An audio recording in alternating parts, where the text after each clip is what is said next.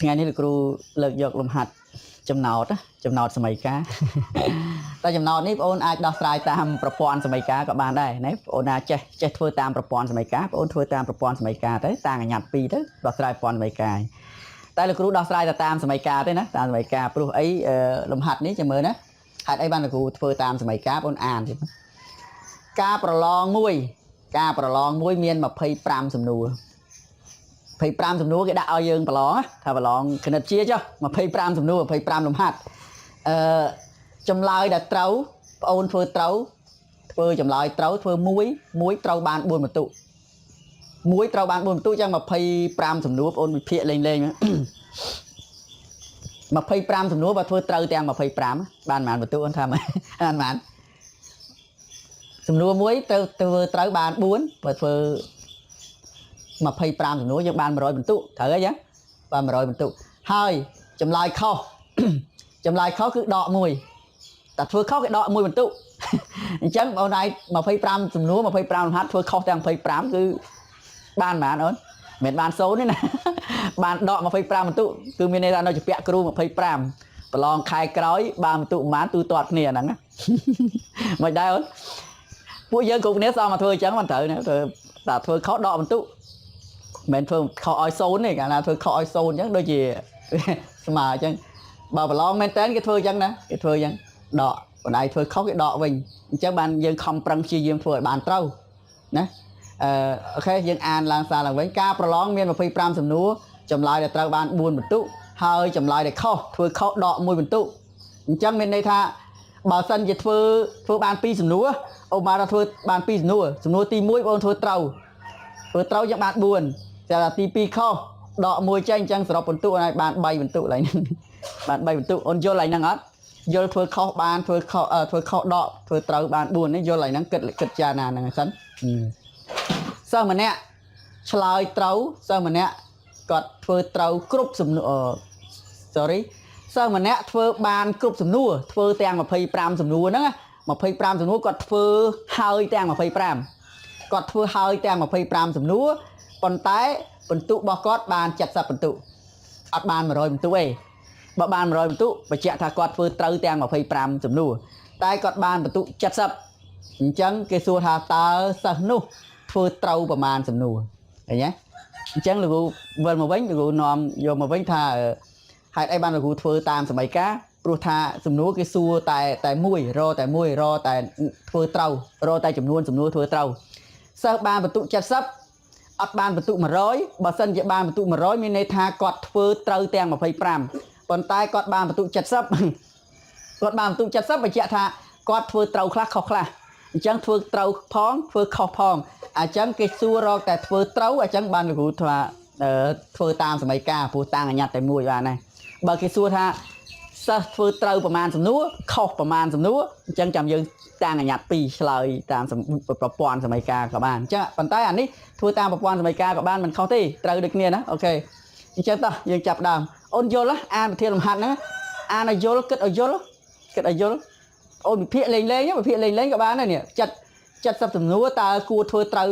រូវបានប៉ុន្មានសំណួរដែលបានបន្ទុក70ហ្នឹងប៉ុន្តែបងត្រូវគិតថាអាធ្វើខុសវាដកអញ្ចឹងប្រយ័ត្នថាយើងធ្វើត្រូវបើធ្វើមកបាន20ឧទាហរណ៍ថាធ្វើបាន20សំណួរកាលណាធ្វើបាន20សំណួរធ្វើត្រូវ25សំណួរធ្វើត្រូវបាន20អញ្ចឹង20គុណ4ត្រូវអញ្ចឹងបានបន្ទុក80អញ្ចឹងសួរថាអូនបានបន្ទុក80មិនមែនបាន8ទេយើង25សំណួរតែបើដូចយើងសពថ្ងៃលោកគ្រូបញ្ជាក់បើដូចយើងសពថ្ងៃដូចបងប្អូនសពថ្ងៃលោកគ្រូកែសិស្សសពថ្ងៃ25លំហាត់បើធ្វើបាន4ធ្វើបាន20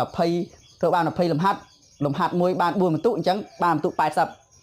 អូនបានបន្ទុកទទួលបន្ទុកបាន80ហើយប៉ុន្តែសាច់រឿងនេះបងអូនអត់បានបន្ទុក80ទេដោយសារអីគេដោយសារបងអូនធ្វើត្រូវហ្មងធ្វើត្រូវ20អញ្ចឹងមានន័យថាបងអូនធ្វើខុសហ្មងមិនធ្វើខុស5អញ្ចឹងបើធ្វើខុស5អញ្ចឹងបងអូនទទួលបន្ទុកបានតែ75បន្ទុកទេដក5បន្ទុកចេញព្រោះអាមួយសំណួរដែលខុសបានដក1ត្រូវអត់អូនគិតឡើងហ្នឹងហ៎ភ្ញាក់ឡើងហ្នឹងអត់នឹកឃើញឡើងហ្នឹងអត់បន្ទុកធ្វើខុសមួយសំណួរបានដក1អញ្ចឹងបើដៃធ្វើខុស25សំណួរបើដៃធ្វើត្រូវ5មានន័យថាធ្វើត្រូវ20 មានន័យថាធ្វើខុស5បើធ្វើខុស5គឺមានន័យថាដកអស់5បន្ទុកអញ្ចឹងបន្ទុកដែលធ្វើត្រូវវាបាន80ហើយដល់ពេលដក5ចេញវាមិនសល់តែ75ឃើញណាតើឥឡូវយើងវិភាគនេះប៊ីសត្រូវមួយនេះអានេះ70តើ70ធ្វើត្រូវប្រមាណខុសប្រមាណអញ្ចឹងតើយើងតាំងអញ្ញាតធ្វើណារកអានេះចំណោទសម័យកាលយើងត្រូវធ្វើតាមវិធានរបស់យើងហ្នឹងណាចម្លើយដាក់ថារកដែលសិស្សនោះធ្វើត្រូវចំនួនសំណួរសិស្សនោះធ្វើត្រូវចឹងតាងមកណាតាង x ជាសំណួរធ្វើត្រូវ x ជាសំណួរធ្វើត្រូវចឹងសំណួរធ្វើខុសនោះកាលណាយើងធ្វើត្រូវក្នុងចំណោម25សំណួរបើយើងធ្វើត្រូវ x ប្រកាសជាមានអាសំណួរធ្វើខុសហើយចឹងសំណួរធ្វើខុសមិនទៅណាសំណួរធ្វើខុសគឺអីគិតហ្នឹងឥឡូវមិនឧទាហរណ៍លោកគ្រូមិញនិយាយថាណែសំណួរធ្វើត្រូវ20សំណួរឧទាហរណ៍អញ្ចឹង25សំណួរជាសំណួរសរុបស្រាប់តែយើងធ្វើត្រូវ25សំណួរអញ្ចឹងយើងធ្វើខុស5សំណួរ5សំណួរខុសត្រូវអត់គឺមានន័យថាយក25ដក20ទៅឃើញនៅសល់5ជាសំណួរខុសអត់តនេះលោកគ្រូនិយាយម្ដងទៀតសំណួរសរុបមាន25សំណួរបើយើងធ្វើត្រូវក្នុងចំណោម25សំណួរយើងធ្វើត្រូវបាន20សំណួរអញ្ចឹងសំណួរដែលធ្វើខុសនៅសល់សំណួរធ្វើខុសគឺយក25ហ្នឹងដក20ចេញគឺមានន័យថានៅសល់5សំណួរគឺធ្វើខុសគឺយក20យក25ដក20យកសំណួរសរុបដកអាសំណួរដែលធ្វើត្រូវអញ្ចឹងនេះឥឡូវរបស់យើងសាច់រឿងរបស់យើងសំណួរសរុប25សិស្សម្នាក់ហ្នឹងធ្វើត្រូវបាន x សំណួរធ្វើត្រូវបានចំនួន x សំណួរអញ្ចឹងតើសំណួរធ្វើខុសគឺយក25ដក x អូខេហ៎អូនអូខេហ្នឹងណាជាសំណួរខុសសំណួរធ្វើខុសសំណួរសិស្សធ្វើខុសហ្នឹងណាអូនយល់ហើយហ្នឹង x ជាសំណួរដែលធ្វើត្រូវអញ្ចឹងសំណួរធ្វើខុសគឺយក25ដក x ហ្នឹងអានេះអញ្ចឹងពីរនេះមានខុសមានត្រូវណោះអញ្ចឹងស្រាប់តែឥឡូវយើងបានសម័យកាលនេះយើងបានសម័យកាលចូលដល់សរសេរសម័យកាលយើងបានបន្ទុក70បានមកពីណាបន្ទុក70បានមកពីយើងធ្វើត្រូវបានមកសំណួរដែលយើងធ្វើត្រូវបូកជាមួយនឹងយើងធ្វើខុសយើងធ្វើខុសបានបន្ទុកប៉ុន្មាននេះឥឡូវលោកគ្រូនិយាយឧទាហរណ៍នេះឡើងវិញនិយាយសារឡើងវិញម្ដងទៀតណាសិស្សធ្វើត្រូវ20សំណួរអញ្ចឹងយក20ហ្នឹងគុណ4បាន80ឃើញទេបាន80ដល់80ចុះសិស្សធ្វើខុសប៉ុន្មានសំណួរបើធ្វើត្រូវ20សំណួរមានន័យថាសិស្សធ្វើខុសវា5សំណួរយល់អត់សិស្សធ្វើខុស5សំណួរ5សំណួរហ្នឹងបានបន្ទុកប្រមាណយក5សំណួរហ្នឹងគុណនឹងបន្ទុកនឹងបន្ទុកដក1យក5គុណដក1គឺដក5អញ្ចឹងដក5យកមកបូកជាមួយនេះដក5យកមកបូកជាមួយនឹងដក5នេះយកមកបូកជាមួយអានេះជាបន្ទុកធ្វើខុសនេះបន្ទុកធ្វើខុសណៃធ្វើខុស5សំណួរបានបន្ទុក5បានបន្ទុកដក5ខុសបានបន្ទុកដក5ខុសបូកជាមួយនឹងបន្ទុកធ្វើត្រូវសរុបចូលគ្នាទៅគឺបាន75បន្ទុកនេះបន្ទុកអូនយល់ហើយហ្នឹងអត់អញ្ចឹងលោកគ្រូនិយាយសារឡើងវិញបន្ទុកសរុបនេះបន្ទុកសរុបដែលទទួលបានដែលសិស្សនឹងទទួលបានគឺវាបានដោយសារសំណួរធ្វើត្រូវបានប្រមាណបន្ទុកប្រមាណយកមកបូកជាមួយនឹងបន្ទុកធ្វើខុសបន្ទុកធ្វើខុសក៏បានបន្ទុកដែរណាយើងសពថ្ងៃធ្វើខុសអត់បានបន្ទុកទេណាសពថ្ងៃបើយើងធ្វើខុសអត់បានបន្ទុកស្មើនឹងអត់បានបន្ទុកប៉ុន្តែលំហាត់នេះអ្នកដែលធ្វើខុសក៏បានបន្ទុកដែរតែបានបន្ទុកដកយល់ធ្វើខុសមួយសំណួរបានបន្ទុកដែរបានបន្ទុកដក1ធ្វើខុស2សំណួរបានបន្ទុកដែរបានបន្ទុកដក2អូនយល់ហើយណាក៏បានបន្ទុកដែរបានបន្ទុកដកយល់ទេនិយាយលោកគ្រូមិននិយាយបានបន្ទុកដកហ្នឹងហើយបន្ទុកបានដកបន្ទុកចេញអូខេអញ្ចឹងយើងបាន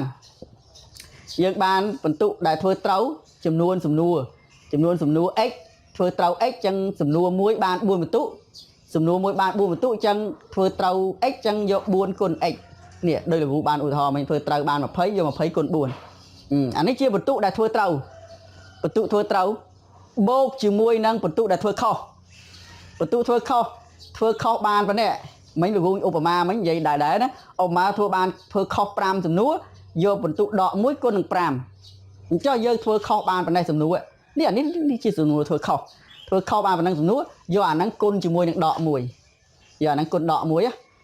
chẳng hạn này dương đã đọ mùi chứ đặc biệt đọ nơi cái bài bột chứ là nắng bị chênh nhà đọ chẳng hạn này lại này chênh đọ toàn toàn lại nắng đúng dịch xem đo tiết đi bột đặc biệt là vụ đã đọ mùi việc côn chỉ mùi nào sầm núi thua kho côn mùi thua kho mà phải pram đọ ấy nhỉ về thở đại trắng á đại trắng sân các bạn này phần tụ sở đọc chung này cứ bán chặt sập anh ấy thua trấu anh ấy thua khâu phần tụ thua khâu chẳng ta chẳng có dương xe sầm ca ta chẳng việc chọp nhà đọ nhẹ nhảy tích ok buôn x anh ấy sum ruột nhà đọ hay bộ nó có bài cái này về chính đọ muối mấy con muối bạch xe mà phải pram đó x mà nắng chặt sập on vô lại năng á mấy con muối bạch xe mấy con nâu mục bạch xe thì anh ấy mấy con muối nghe nè mấy con muối nâu mục bạch xe thì xe có bán xe có bán đây chẳng dân lúc một chỗ đo xe giờ lấy chỗ đo xe mày cá hỏi thì muối dân chưa rơi nhà thấy thì phi dân xe mày cá thì bây giờ đam đo strai mày cá đã miền vùng chỗ dân trời tại lúc một bát vùng chỗ quân bể vùng chỗ đọ mà phải pram anh ấy đọ ní xe nhà đọ nơi mốc lúc vùng chỗ nông ní vì tự đồ xe nhà tự bột dân kết thao bà xe lịch muối nâu mốc có ba này là đây lịch muối lịch đọ muối con nâng đọ muối con nâng mà phải pram mặt đọ phải pram đọ muối con nâng x bán bột x chạy bột x mà chặt sập nó ok anh vô lại năng hết con này năng ú brown flag on chơi xe mày cả chẳng on mơ xa lần với mơ lại là khu bị vô lại nắng vậy lần với nhé chia về mơ tới video lại nè ok chẳng x bột buôn x bột x như bàn pram x anh ấy đọ phải pram đó đọ phải pram on thì muối được bỏ on thì pí được bột nó tiết đọ mà phải pram on thì muối bộ bỏ về mà on thì pí tôi bộ phải pram chỉ muối được chặt sắp với tôi chỉ cạo pram toàn này nắng ok hết tiền họ x norm x bàn cạo tập pram chạy pram cạo tập pram chạy pram bàn mà nó x những cây mà cạo pram chạy pram đấy vô quá chạy mất bạn đọc mà đầm buồn chẳng x khơi đầm buồn nó sẽ ghé đầm buồn nó chỉ dùng nuôi để thôi trâu chẳng bên này tha sao mình nè nó thôi trâu bán đọc bẩm buồn dùng nuôi chẳng ok vào vô tập tiền toạt mới dần mà tiền toạt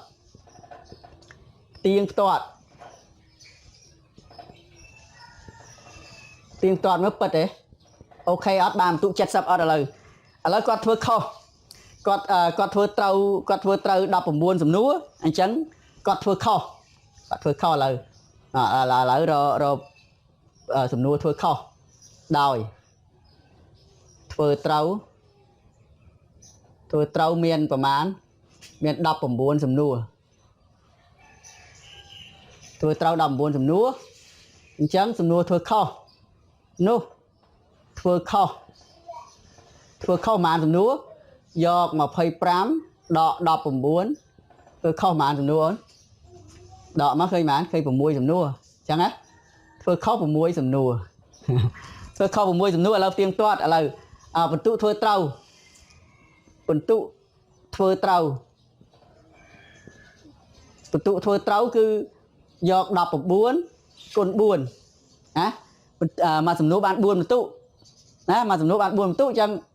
con buồn tới đọ giò sầm nuôi con buồn nó khơi màn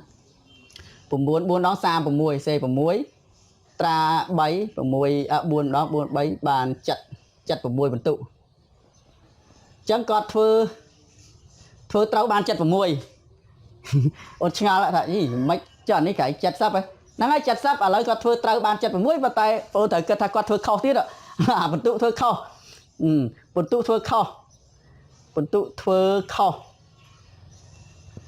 thưa khâu mình đọ cái thưa khâu mà rồi nữa thưa khâu vào mùi rồi nữa cả na thôi không mùi dùng nước con đọ mùi kinh trăng bên này ta quạt đọ tranh với nhau mùi bẩn tụ thôi không mùi dùng nước đọ tranh với nhau mùi bẩn tụ trắng dương bàn bẩn tụ sẽ đọc bọc cọt bẩn tụ sẽ đọc bọc cọt giữa bột nó chặt vào muối vô một bột cho muối đã đọ vào muối nên với smart nắng chặt sập bẩn tụ trắng phật đấy này ok trắng xong nè nó bàn tụ chặt sập tề đôi chân đấy thôi trâu miềnประมาณสำนัวmiền đập bẩm buồnสำนัว នេះចប់ តែបើយើងសពថ្ងៃបើយើងដូចយើងសពថ្ងៃបើយើងធ្វើត្រូវបាន19សំណួរធ្វើត្រូវបាន19សំណួរខុស6សំណួរអញ្ចឹងបានបន្ទុកនេះបានបន្ទុក76ព្រោះអីលោកគ្រូក៏អត់ដកបន្ទុកអីអាធ្វើខុសក៏ឲ្យ0អញ្ចឹងខុសឲ្យ0អញ្ចឹងបាន76បន្ទុកប៉ុន្តែរឿងរបស់នេះយើងដកចេញវិញយើងបានសល់តែ70បន្ទុកអូខេមិនដែរអូនយល់ទេអាចធ្វើបានទេមើលវីដេអូលោកគ្រូបញ្យល់ឲ្យអូនអាចបិទឲ្យអាចធ្វើខ្លួនឯងបានអត់ណាអញ្ចឹងប៉ុណ្ណឹងចុះណាមានបញ្ហាចម្ងល់អីអូនអាច comment ណាកុំភ្លេច share ឲ្យលោកគ្រូផងណា share ឲ្យបានដល់កូនខ្មែរយើងទាំងអស់គ្នាណាសិស្សនិស្សិតយើងកូនខ្មែរនឹងបានរៀនបានចេះគណិតជាអូខេជួបគ្នានៅវីដេអូក្រោយណាសុខសប្បាយទាំងអស់គ្នា